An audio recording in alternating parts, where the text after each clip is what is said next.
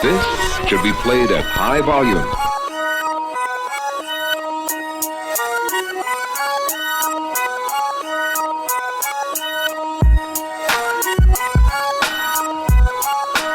Welcome to Outta Pocket. Here's your host, Michael Davis.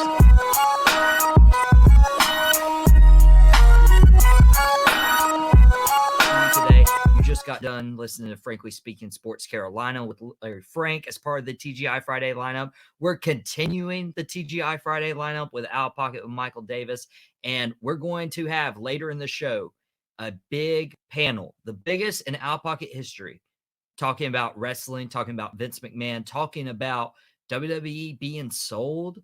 But for now, we got some NFL playoffs to talk. So we're welcoming back Outta Pocket Reg Jackson Cordray. Jackson, how are you doing today? Michael, I'm great, man. Spencer Rattler's back with my team. He's coming back. He didn't leave for the draft. I'm repping Gamecocks all day, baby, and I'm ready to talk some football. Now, I'm glad you mentioned you were repping your South Carolina Gamecocks with pride. Because you also can watch Outta Pocket with Michael Davis on the YouTube channel. All our probably from the last month or so, we've had shows uploaded on YouTube. Thank you to producer Desmond Johnson for that. But Jackson, I wanted to start out with, it's kind of sad that this was our last top quarter rankings. And I don't put a lot of stock into what people say, but when my own dad picks your top quarter rankings over mine, it kind of hurts a little bit. I mean, Michael, this isn't the first time he's picked me, right? I mean, we have consistently posted on Facebook and Instagram all year long our top quarter rankings. And I'm going to be frank with you, Michael. I think about every time we've gotten an interaction on Instagram or Facebook, someone has commented, Jackson's was probably right. And just someone. Just someone. And it doesn't help that 15 of them have been from your father. So I shout out to Mr. Mack out there. I appreciate the support. And he's correct, of course. Jackson's is better. So that at the end of the day, I appreciate it. Everyone that's interacted over the season. Overall, I think we can all agree. I think I've just had the better rankings, Michael.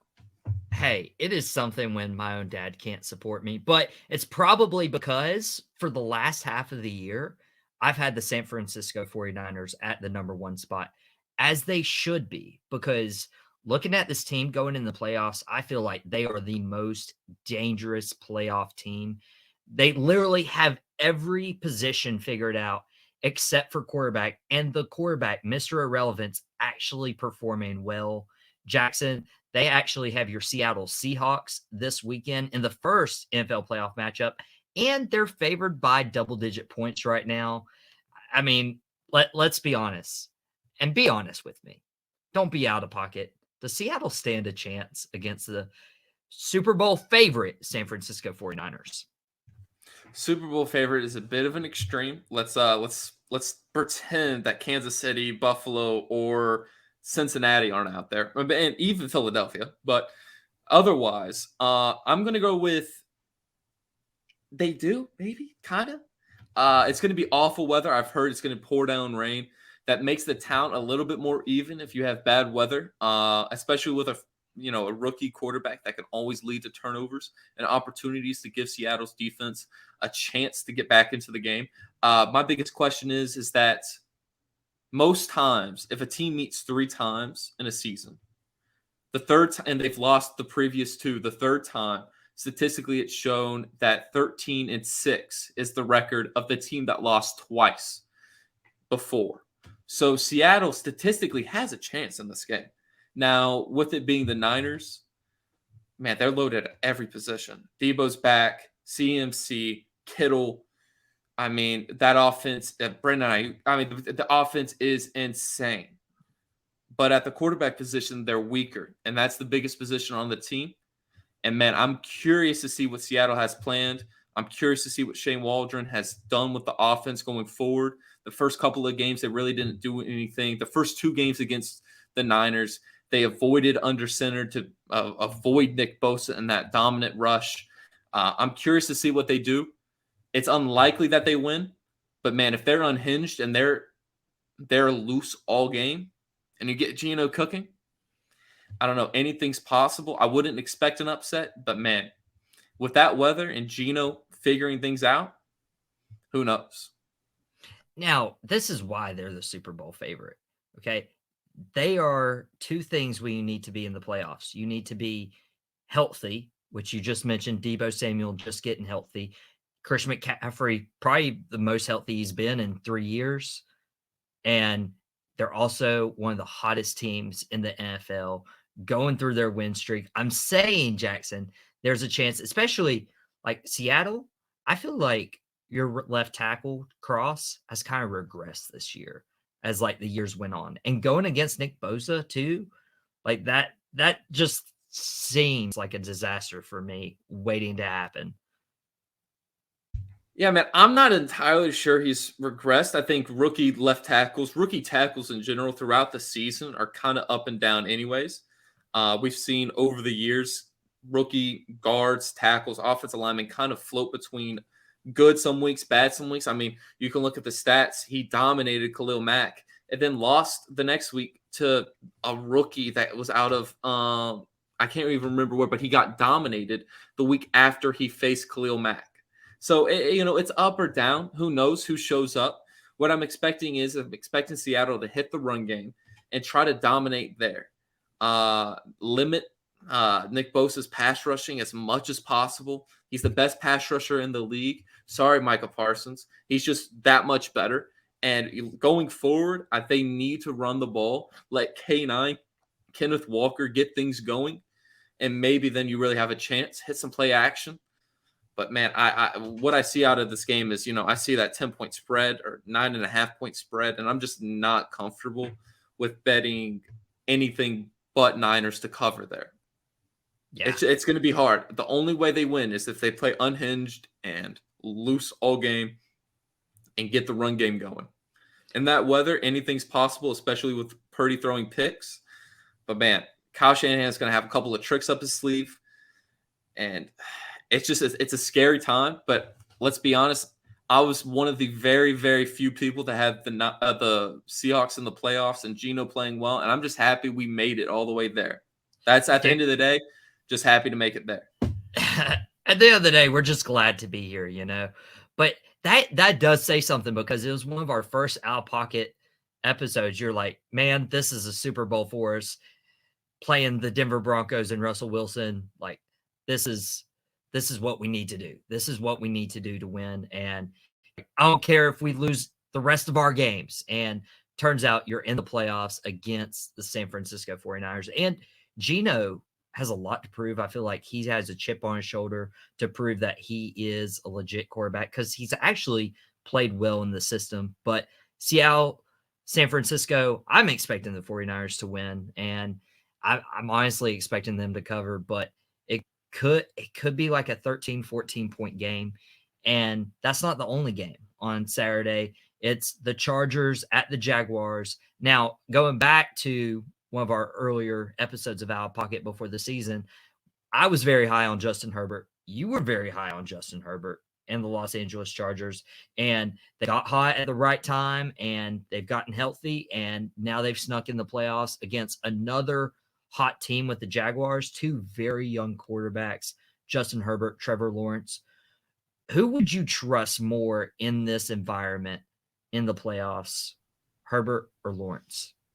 It's Herbert. I mean, it's not even like a question for me. Not even a question. I think Justin Herbert's probably the third best quarterback in the NFL right now. You give him the pieces he needs around his team. Quality who do you pieces. Think's worse than Herbert? I mean, I if you're saying Josh Allen, Dak Prescott, Joe Burrow, guys like that. Though this guy is built like Mahomes. His arms built like Mahomes, and his body is built like Allen's. He's a freak of nature, Rodgers. But you give him time and you give him the pieces that any of those teams have. You give him Stephon Diggs. Just saying, you give him Stephon Diggs, things are different. You give him Tyreek Hill or Travis Kelce, things are a little different. But in this game, I'm expecting it to be physical at the line of scrimmage. I'm expecting Trevor Lawrence to have a stellar game. He's one of the best quarterbacks in the league right now. He's been one of the hottest quarterbacks in the league. Last week we saw in the Jags-Titans game how physical it was and how the defense for the Jags won the game for them. I'm expecting this game to come up and the Jags to underperform offensively, and the Chargers to take advantage of that and win this game. You act as if Trevor Lawrence has never played in a big game before. This is the former quarterback at Clemson. And I know I'm not comparing big games at college football. I know you're a South Carolina fan. That's probably where this bias is coming from, Jackson, on the radio. It's Friday, 4:00, and you're going to be biased like that against the Clemson quarterback. You're just upset. You're just upset Trevor Lawrence all the times he beat South Carolina. But he's played in big game atmospheres before, college football national titles. Justin Herbert, this is probably the first big game he's had. And you act like Austin Eckler is trash compared to, Stephon Diggs, Travis Kelce. But, dude, I'll be honest, either of these teams, I'm kind of afraid who wins this game, because whoever wins this game, A, has momentum that they won a playoff game and probably have the confidence to do it again. And B, they're so hot right now. The fans are energized. The team is energized. I could see either of these teams in the AFC title game, and could honestly see perhaps the Chargers in the Super Bowl, like we predicted at the beginning of the year. I don't even know how to react to that, Michael. If anybody's watching on YouTube, you just saw my face go through 1,000 expressions a second. Chargers in the Super Bowl? Are we talking about the same Chargers team that's missing their star left tackle and have Keenan Slater Allen, could come back next week if they win this weekend. Yeah, but we're taking Slater on a first game, no warm-up, against most likely, if they win, the Chiefs. I think we can all agree probably the Chiefs, with Bills and Bengals winning. So we're looking at a team that, I don't know about that, Michael. They got to play Patrick Mahomes, guys. Patrick Mahomes next week if they win. Are we seriously thinking they can make it all the way? That is, I'm not going to say that's out of pocket or anything close to that. But what I'm saying is that the Chiefs are the Super Bowl favorites, unlike the Niners that you think. And I'm taking Patrick Mahomes any day of the week to do magic consistently. I love Justin Herbert. I love Josh Allen. I love these guys, these extremely talented guys, Dak Prescott's, Joe Burrows. I love these guys in the league that are so super talented. But, it's hard to express how big of a talent jump there is between Mahomes, one, large jump, Allen, Herbert, jump again, Dak, Burrow. That's how big of a jump it is, and it is not even close. And then maybe somewhere in, fringe territory, you could put Trevor Lawrence. But, dude, to say that they can make it to the Super Bowl with the Chiefs and you having to play at least the Bills or Bengals too, man, Michael, I think that's a hard one to pull out. Okay, to be fair, Justin Herbert and the Chargers were favorites going into the year, and it only takes them getting hot. I don't want to compare it to a Giants 2007 and 2011 Super Bowl run, but it kind of has the same vibe of getting hot at the right time, having the running game, having a good quarterback that you can trust. I don't know if Justin Herbert's I don't know if Justin Herbert's on Patrick Mahomes level, but especially division rival, if there's any team who can go into Arrowhead and win, it's the Chargers, because they are familiar with that atmosphere. So, hey, I'm just saying, I could see either of these teams, more likely the Chargers, if they get past the Jaguars and get Rashawn Slater back, going in, upsetting the Chiefs, because the Chiefs, they've impressed, especially after losing Tyreek Hill, especially losing a couple other players. But they've struggled in games where they shouldn't have, beaten Denver by less than possession, beaten Houston by 6 points. I don't know of any impressive win for the Kansas City Chiefs other than the 49ers earlier in the year. That's their only quality win. hey, I'm saying Chiefs might get a first round exit right after the wild card. But before we get into break, we want to talk about starting in Sunday's action, the Miami Dolphins, Buffalo Bills.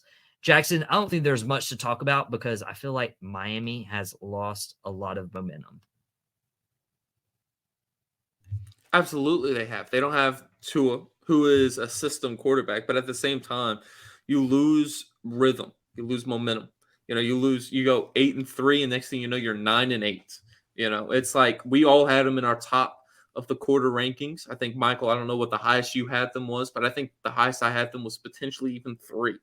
You have teams like this who are really talented, and they just fall off the wagon every year. And I think Dallas is just falling into that spot, right? So it's tough to say what they're going to do in the playoffs, especially barely sneaking in. Man, I can't fathom a world where they really pull this one out. I just don't see it. I think it's too difficult for them to do. And as you mentioned earlier, like Miami, I was very high on Miami. It seemed different. I like the coach. Tua's healthy, but once Tua started getting hurt, that ruined the Dolphins' chance, man. And it's really frustrating. They've struggled to get the ball to Jalen Waddle. So it's really only a one-dimensional offense when you're trying to get the ball to Tyreek Hill. Kind of ignoring Jalen Waddle also didn't help my fantasy team. Thanks a lot, Mike McDaniel. I'm blaming it for you. But I also think the momentum from DeMar Hamlin and him recovering well, which is awesome news. I feel like the Buffalo Bills have an added incentive to go far in these playoffs. So maybe they do it. I don't know. 13 points seems a little high to me, but is in Buffalo. So do they cover? What happens here? It's in Buffalo 13. Mike, you're putting me on the spot here, man. I have no clue. If I had to have an opinion, this is it. I think the Bills cover, and I don't even think it's really too crazy to say that. I think we saw previously just last year them beat the dog out of the Pats. I expect a similar treatment to Miami, as sad as it is. I think that's just how the game's going to go. Yeah, very well could. I'm actually taking Buffalo by more than 13, thinking they cover. It's hard. Playoff game, double-digit favorite. It's difficult. But we're going to talk about the rest of the NFL playoffs when we come back after the break on Tobacco Road Sports Radio, TobaccoRoadSportsRadio.com, and WWBG 1470 AM. It's part of your TGI Friday lineup on Out of Pocket with Michael Davis.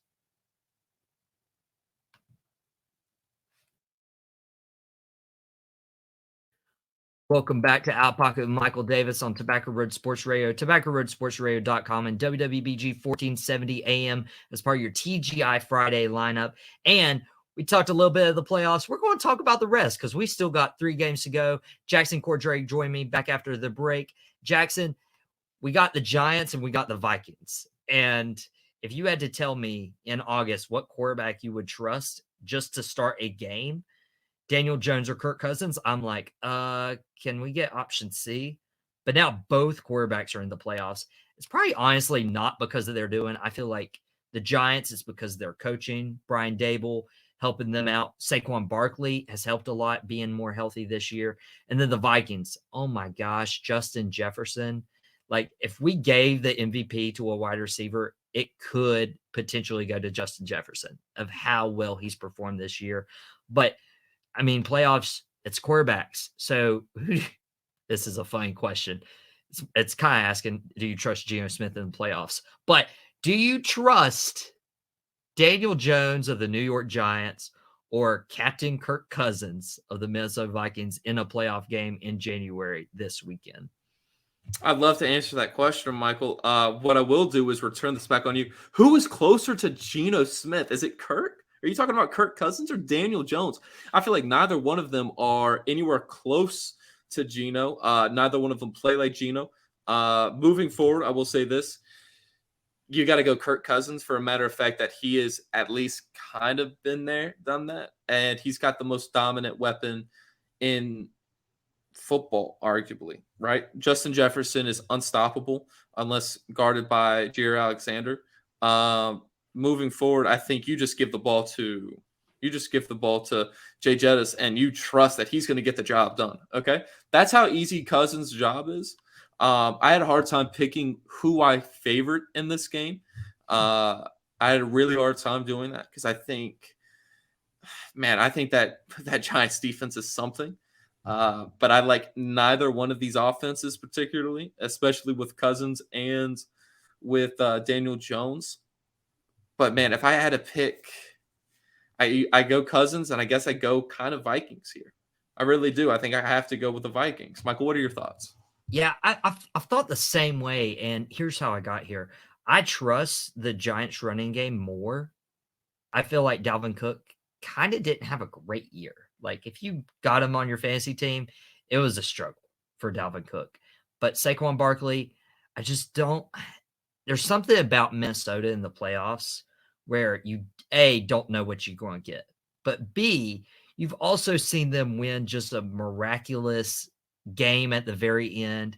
And I'm just envisioning, going to sleep last night, thinking about the playoffs, and, could easily dream up a Kirk Cousins 57-yard touchdown catch by Justin Jefferson as he struts into the end zone to beat the Giants in overtime or at the end of the regulation, something like that.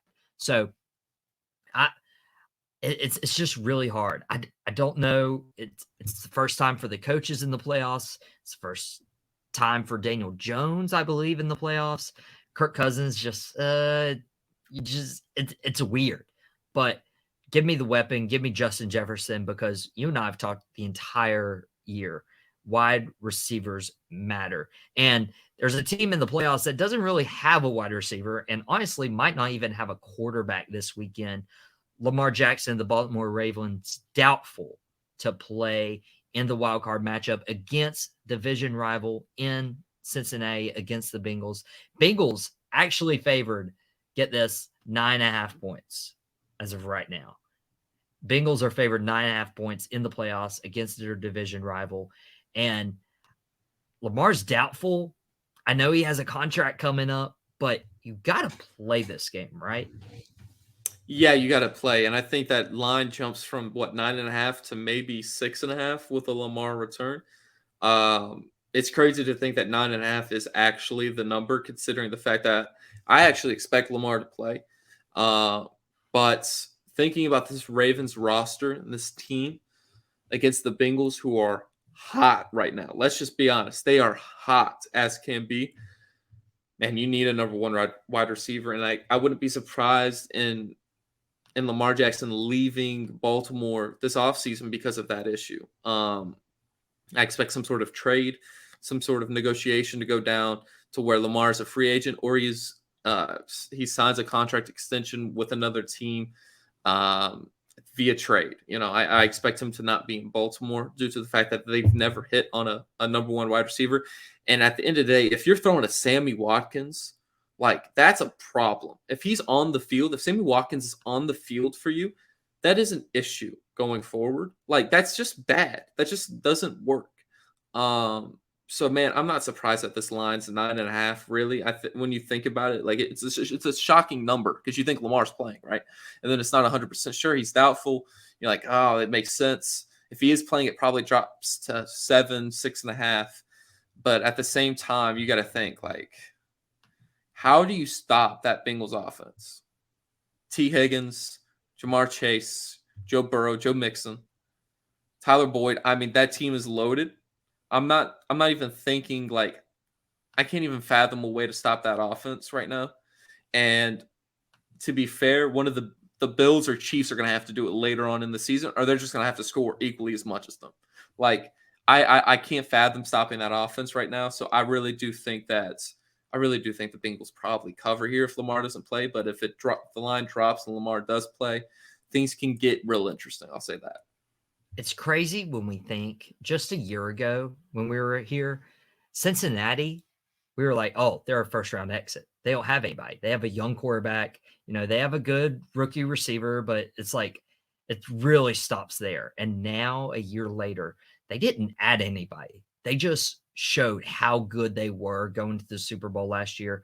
ultimately losing to the Rams, but the Rams aren't even in the playoffs this year. The Bengals are, and the Bengals are a hot team. That's why they're second in my top core rankings behind San Francisco, who is also hot. Just wanted to point that out, Jackson. I know I know you just don't want to agree with me. And, it makes for better social media, whatever, but we're not Skip Bayless and, Shannon Sharp. But this is crazy because I feel like Cincinnati could be poised for another run because if Lamar doesn't play, this should be an easy win. Like, this should be a very easy win. I just can't see a situation where Lamar doesn't play and the Ravens even hang in there with the Bengals, even division rivals. Like, this could be an embarrassing 24-point game, 24-point victory for Cincinnati. Yeah, like nobody's stopping the offense. But somebody who did stop the offense last week was, unfortunately, the Washington Commanders when they faced the Dallas Cowboys in Week 18. Dallas was trying to figure out if they were going to get a number 1 seed or at least a division crown to at least get a home field game, and just didn't have nothing went Dallas's way last week. Like, that's one of those games you play it, and then as soon as you get to the locker room, you get a tape in your hands and you do a dumpster fire. Like, that's all you got to do with those games because Dallas, and I'll say this before we get into the preview for the Monday night game, Dallas relied on their defense at the beginning of the year when Cooper Rush was managing everything, keeping us afloat, but Dak was gone. Then Dak comes back. The offense thrives, but the secondary gets hurt, and now the defense is lacking. But the only saving grace from that game last week was Dallas defense showed up, and we're actually keeping Dallas in that game for the most part up until about midway through the fourth quarter. And I feel like if that was just the only positive you could take is Dallas's defense getting back on track right before the playoffs. I don't expect Dak to have a bad game 2 times in a row. But Jackson, with all that said, it is Tom Brady. Dallas has never defeated Tom Brady in a game with the Patriots or the Buccaneers. The first week of the season, that's when Dak got hurt and the Cowboys lost 19-3 to the Bucs and looked absolutely horrendous. Like, I don't know, Jackson. My heart says that Dallas can beat Tom Brady, but it's Tom Brady in the playoffs, and you've never beaten him before in the regular season. Now you got postseason Brady. All right, can I be hopeful as a Cowboys fan? You can be hopeful. I see this. And call me crazy. I have a bunch of quarterback opinions. I got a bunch of random opinions that end up being true in the NFL. I think this Bucs team is very similar to the Pats team that lost to the Titans in the wild card round before Brady left the team. I think that's what we're kind of looking at. That team wasn't spectacular. This team isn't spectacular. I really do think Dallas has the better quarterback at home too. I'm going to find it very difficult I find it difficult to see Tampa really pulling this game out. The only way they do that is if, let's be fair, Dak just keeps turning the ball over. I don't even find those turnovers to be largely on him. I found it to be a lot of drops or fluky plays. Man, I just don't see really how Tampa wins here like that much. Like, because it's Tom. Let's be fair. It's Brady. It's Tom Brady. It's the greatest quarterback of all time. But at the same time, you also have to consider the fact that, man, they really haven't been performing well this year. And they're not one of those teams like the Chargers or Jags that are hot at the right time. Yeah. They finished 8-9, the first losing record of Brady's career. I just don't. I love Dallas. I think Dallas is one of the best teams in the NFL. And I've said that for a while now because I think one of their quarterbacks one of the best in the NFL. But it's Tom Brady, man. It's hard to pick against them, but I'm going to do it now. I think Dallas really finishes the one out. I think they probably win by one score. One score, I think we can agree to a touchdown, maybe 3 points, 4. But man, I don't really consider Tampa Bay a threat. And that would scare me though if it comes down to a 1 possession game. Tom Brady in the playoffs, and I keep going back to that game a couple weeks ago against the Carolina Panthers, and Tampa Bay was able to win the division through that game. But how they did it was they targeted a corner because the Panthers were hurt in the secondary. J.C. Horn out with injury. Ran the exact same play to Mike Evans 3 times for the 3 touchdown passes and won the game. Like, I really hope I'm wrong, but I feel like that could happen and that could affect it because with Dallas, I'm not so concerned about Dak's interceptions. You know, there was a couple plays last week that were really bad. He shouldn't have made those throws, but those are very rare for him. Like you said, I don't think we should penalize quarterbacks for interceptions. Like sometimes on the stats sheet, the wide receiver needs the interception for a drop ball or a missed route. Like, let's be fair. Am I out of pocket for that? You're not out of pocket for that. But what I will say is that I'd say closer to 77% of the time it's on the quarterback. But I feel like a lot of Dak's picks are actually kind of on the receiving core. The latest pick last week wasn't the quick out. Oh, that was on Dak. Dak. That was 100% on Dak. He threw it inside. He didn't anticipate it. He threw it so late. That was on Dak. The other ones, those are kind of iffy. Now, what was worse about that interception was he threw that ball one play, and it was almost intercepted for a pick 6. The very next play, he runs the same route and throws a pick 6. Like, I will say this, to give justice to Dak a little bit, throwing those far outside the hash out routes, like speed outs, Geno struggles with it. Quarterbacks struggle with those passes because they're far. And not only that, they have to be anticipated. You got to throw it on the money every time. And if you're just a second late or if it's a second inside, that corner can jump it every time. It's also kind of on the receiver too. You got to round the route a little bit. Like Calvin Ridley does it best. And that's why I think the Jags can be spectacular next year with Trevor Lawrence taking a step up and Calvin Ridley being like a true one. But man, that pass was just so bad. Just so bad. It was bad. I really hope Dallas pulls out. I don't like playing on Monday night either against Brady, but we'll see how it goes. Interesting to see. I mean, obviously, Cowboys coach will always be under scrutiny and on the hot seat as long as he's not winning a Super Bowl. But it'll be interesting to see if any of these teams can their coach after this week and try to go after a Sean Payton or even a Jim Harbaugh.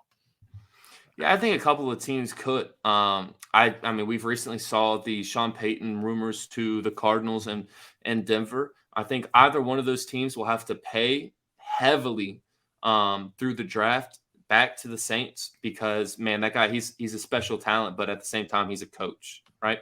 Like, he's a coach. You can't trade a first-round pick for a coach in this day and age, and that's what the Saints want, and I expect that's what the Saints will get through Arizona or Denver, and a team that I wouldn't be surprised could rumor, a team that I think we'll all be surprised in 2 weeks that could have a fire is the Chargers and Brandon Staley. I wouldn't be surprised if they get rid of him and bring in an offensive talent at head coach to maximize Justin Herbert going forward. I think Staley's done an all right job, but he's kind of been underperforming. To go 10-7 and to miss the playoffs last year and with such a spectacular talent at quarterback, I think you're kind of missing out. And especially for his defense not to perform as well as we all kind of wanted it to. I really do think that he could kind of be on the way out as a playoff coach and get an opportunity with a team that's rebuilding, such as, the Rams, with Sean McVay retiring most likely soon. Which is so weird to say that Sean McVay could retire, and he's one of the youngest coaches in the league right now. And youngest coach to ever win a Super Bowl. Youngest to ever win a Super Bowl retires the next year. What the heck? But Brandon Staley is the name that came to mind as well. And if they lose to the Jaguars this week, I mean, Jim Harbaugh is right there. I actually lean towards Sean Payton in that regard just because you already have the roster intact. Jim Harbaugh is a guy you're completely wanting to rebuild, and that's a Denver situation. But we'll see what happens. Jackson, we got to get you out of here. We have the biggest panel in out-of-pocket history with Michael Davis. We got Ryan Frick of Tapouts and Touchdowns. We got Jason Sitek, and we got first-time guest Matt Cosgrove on the show right after the break. We're talking everything WWE, a potential sale, Stephanie McMahon out, Vince McMahon back in right after the break on Tobacco Road Sports Radio, tobaccoroadsportsradio.com, and WWBG 1470 AM. Stay tuned.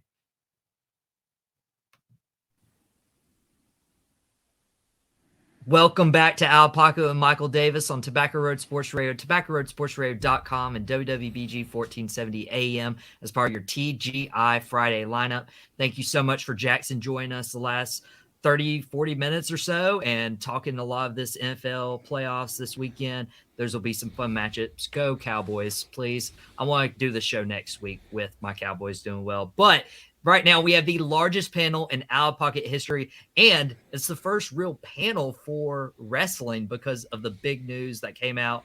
And joining me is, obviously, you've met him before, Jason Sitek. Jason, how are you doing today? I'm good. Ready to, pile drive some geeks and get my stuff in. Pile drive some geeks. And Matt Cosgrove, first-time guest. We're not going to pile drive you, but Matt, how are you doing today? Doing good. Just ready to blade if I need to. Yeah. Hey, you got the scissor shirt already. People on YouTube watching right now can see your acclaimed shirt. And kudos to Mr. Ryan Frick of Tapouts and Touchdowns for the DX shirt. Ryan, what's up, my guy? What's up, guys? I'm ready to get into this conversation. And if y'all aren't ready, then I got 2 words for you. Yes, sir. Those were the 2 words, right? Yes, sir. Yeah, that's it. That's what a lot of people are going to be saying now to their returned chairman of the board. Vince McMahon really forced his way back into WWE, and news was breaking right after the podcast on I recorded it Tuesday, aired YouTube Tuesday, and then Wednesday when it airs on Tobacco Road Sports Radio as part of the Wrestling Wednesday lineup. News was breaking, and Vince McMahon was back in charge. Stephanie McMahon is gone, and there's a potential Saudi Arabia sale by any chance, but there's a lot to get to. Jason, Vince McMahon is back. Like, what happens? Cockroaches, mold, and Vince McMahon, like the 3 things you just can't get rid of. I think if you go back, I'm reminded of like the show, like New Amsterdam, and they did this like opening bit when a certain Supreme Court decision was overturned earlier last year, where it's like everyone is just staring at their phones in stunned silence. And it seems very overdramatic, regardless of how you feel about the issue. And I just imagine all of Stamford, Connecticut, like looking at the work Slack channel, and they're like VKM is back. And like, it's one of those things, like, it was always, I guess, possible. And again, what do we always say in wrestling? No one's ever really gone. Like, everyone comes back. He came back. Like, there's nothing inconsistent about what happened, but early signs are I am not in favor of it. Oh yeah, it's a perfect shoot storyline, and it's not over dramatizing, because when I was looking at my phone and I originally got a text from somebody on this panel, Mr. Matt Cosgrove, and I was looking, I was like stunned. Like, it really ruined my mood for the entire day. And Matt, you were the one who broke the news to me, and I originally thought it was a joke that Vince McMahon was back, and not only, but Stephanie resigning, and then maybe this potential Saudi Arabia sale. Like, there's a lot to unpack here, Matt. Yeah, and kind of like what Jason said, it's like in business, no one's really ever gone in pro wrestling, but this was one of those cases where I was like, given how things had played out and how it was just so swift, and the takeover is like, you didn't think he'd come back so quickly like that, and in a unanimous vote like that as well too was what kind of shocked me also, just to kind of bring him back in. It's like, and then with Stephanie leaving, going out the door, it's like, okay, well, something's up. And I thought, Vince leaving was best for the business. You could tell the product was doing a lot better, but the way it kind of dominoed, it was too much of a, boom, boom, boom thing to happen, where part of me thinks too that Vince came back and was like, if I can't have it, no one can. kind of deal. So that's the sense I'm getting from it. I don't think it's good at all for the WWE, especially if it goes private and he's back in charge. I think it's gonna kind of deteriorate some of the good, like the bloodline stuff. I get worried about seeing that, but more importantly, there's gonna be an exodus of wrestlers if that deal goes through. And really, I think he'd help the competition more than hurt it by doing this kind of sale. So I got a lot of mixed emotions, but I'm with Jason where I think, it's not good for the WWE at all for him being back. And that's the thing is like the product has been so good. Like in the last 6 months, it's almost felt too good to be true. And it's like Vince isn't really coming back. But he forced his way back onto the board. And Ryan, if you remember, Stephanie actually took a break from WWE, and then all the allegations came out with Vince. Vince stepped down. Stephanie came back to WWE to assume the role, and then all of a sudden Vince comes back, and Stephanie not only like takes a break, but permanently like resigns from WWE. Like, how correlated are these two? Listen, Vince McMahon is the ultimate narcissist, right? He has created WWE in his image. He put storylines together. He put wrestlers on TV that he personally would enjoy. And, all this reminds me of, and it was actually an episode of SmackDown that I was at live in Charleston, South Carolina, when Vince McMahon said, "I'm going to kill what I created." And he turns the chair around and says, "Me and the NWO." Like, to me, this is what that feels like. Like, I think Matt said it, like, if he can't have it, nobody can. And so the ultimate narcissist that is Vince McMahon decided, you know what? Y'all forced me out, but guess what? I've still got controlling shares of this company. I'm going to come back. I'm going to get rid of it. I'm going to do what I want to with it. And when you've got someone like Shane, who hasn't been with the company for some time, had a leave of absence for a while to go do his own stuff. Now you've got Stephanie leaving the company. It's one of those things that, like, Vince took over WWF from Vince Sr. and did what his dad didn't want him to do. And we all just sort of assumed that Vince would do the right thing and eventually pass it on to his kids and pass ownership to his children and let his children take over the reins. And when the rest of the world was ready to move on from Vince McMahon wasn't. And so Stephanie went from taking her original leave of absence to, all right, I'm going back on leave. And by leave, I mean permanent resignation. There's a reason why she left in the first place. Like, maybe she wants to be home with her kids more. Maybe there's a tumultuous relationship with her dad that she's tired of dealing with. Her husband has major health problems, even though he's running the creative side of things. So I think it absolutely has to correlate with between Stephanie leaving and Vince being not necessarily in charge of creative, but coming back for the sole purpose of selling the company and not keeping it in the family that has been for 60, 70 years. And I'm sure she takes it personally, and she can go and be a fan or not watch. A lot of the wrestlers that leave don't watch WWE anymore. So maybe that's what she does, and she focuses on her family and rides off into the sunset. But I'm with the other guys on this panel. This is not a good move for WWE, and ultimately could do better for the competition than WWE themselves. And I'm curious to see what direction it goes to, because it could be really brutal. And with this could be a bad move, like for wrestling, for everything, for Vince to come back, but mainly this sale. Like, the rumors spread that WWE sold to Saudi Arabia, and now those have been retracted like a day later. So it like makes me curious. I know I've talked to a couple of you about, like, is this really sold? What's this going on? Jason, I'm going to start with you. Do you think Saudi Arabia owns WWE right now and they're just waiting to release it, or is the company still up for sale? So I have 2 points, and I'll lead with the first before circling back. One, Saudi Arabia's owned WWE for some time now.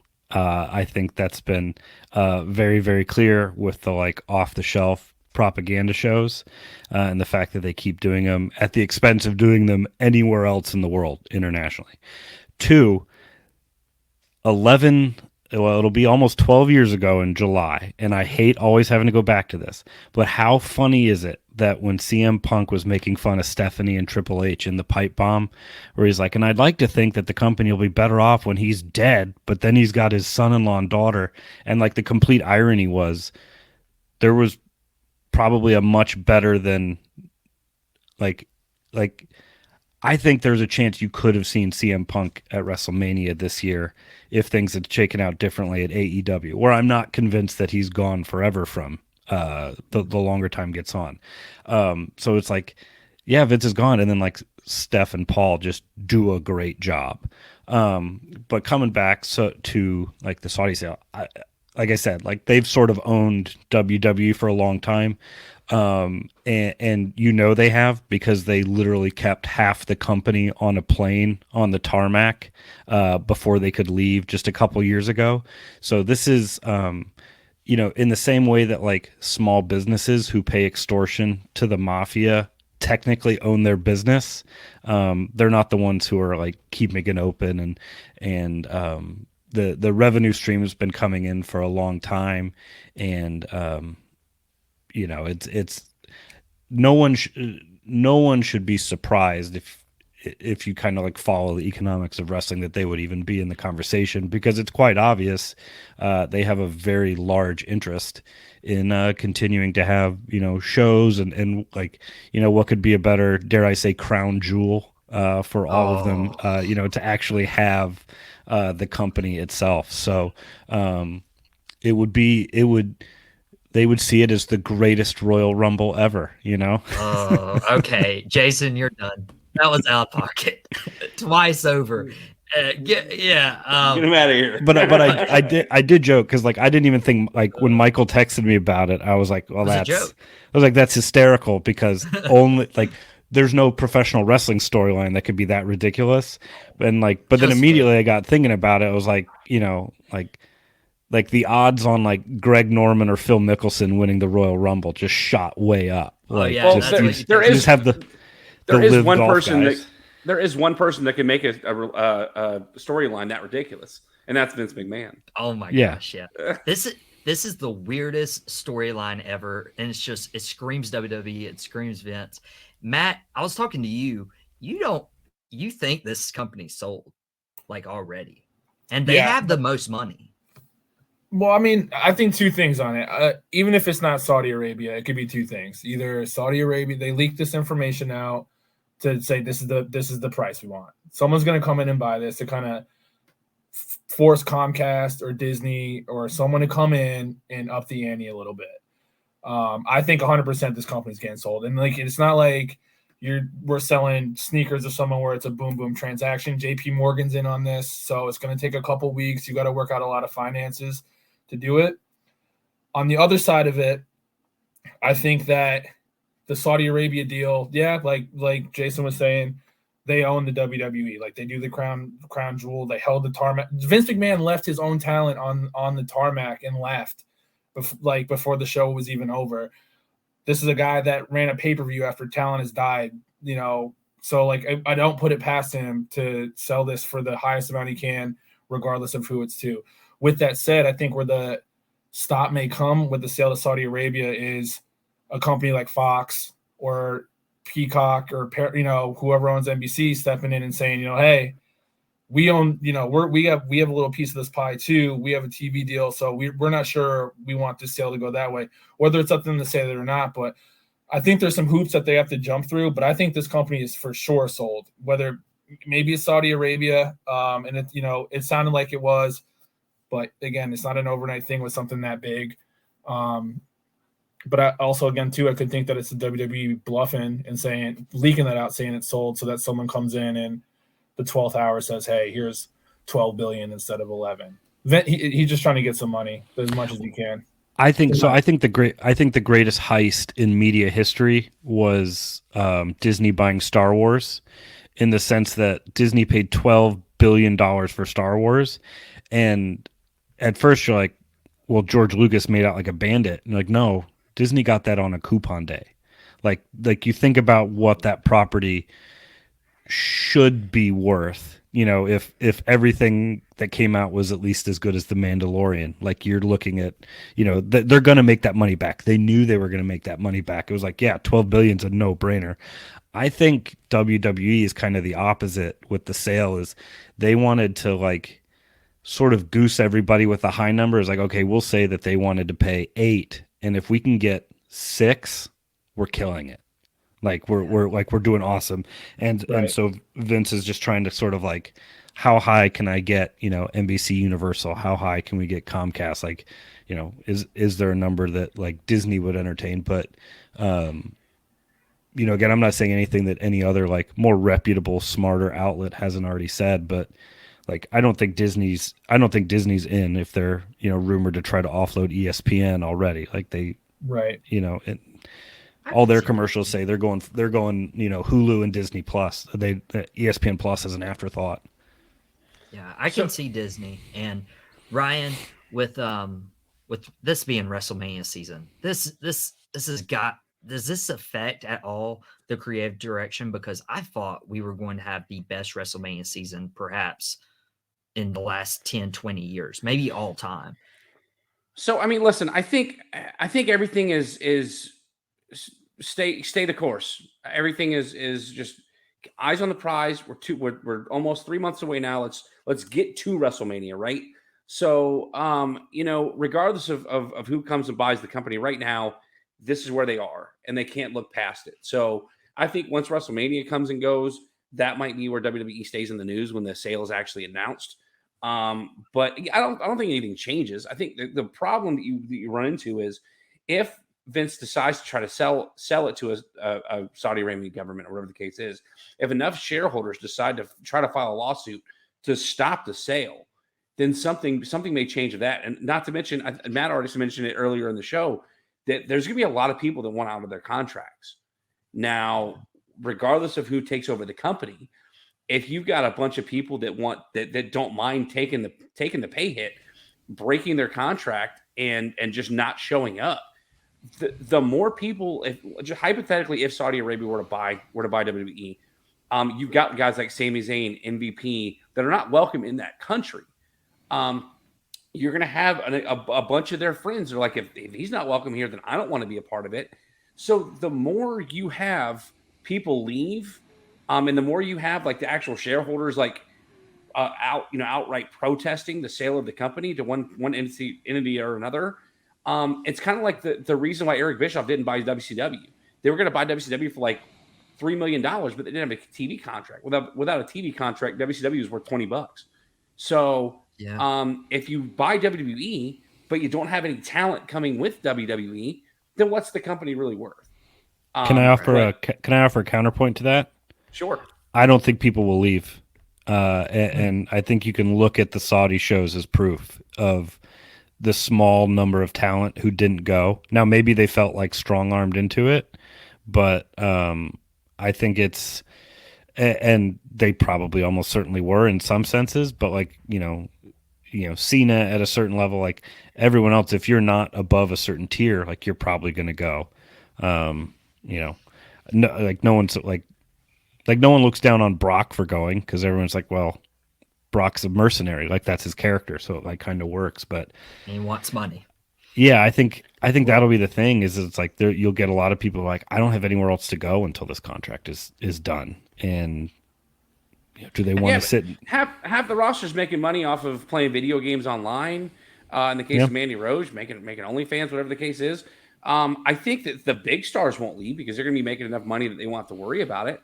But I think when and I'm not saying everybody leaves, but I think probably a good half of the roster would probably walk out, if not for themselves, for solidarity of their coworkers, because right now, or at least before he was forced to be removed, everybody was just sort of like fed up with Vince. Like nobody was ready to quit because of Vince, but except for maybe Sasha Banks and Naomi, but nobody's ready to quit because of Vince. If they sell the company to a country that has overt beliefs that are definitively contradictory to beliefs of people on the WWE roster, they will walk away.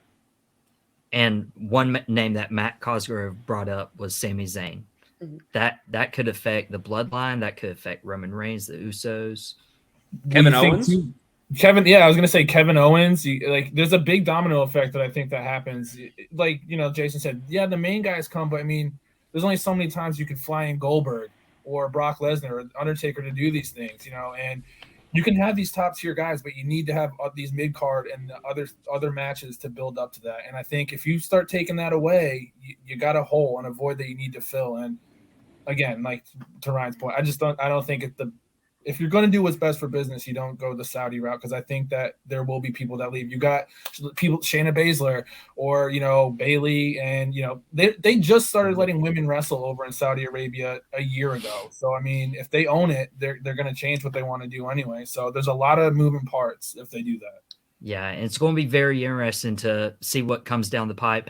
We'll probably talk a lot about this more. Wednesday, Drop the Mic Wrestling Podcast. Tuesday nights on YouTube. Wednesday on Tobacco Road Sports Radio. Catch Al Pocky with Michael Davis. Fridays at 4 on Tobacco Road Sports Radio. TobaccoRoadSportsRadio.com. WWBG 1470 AM.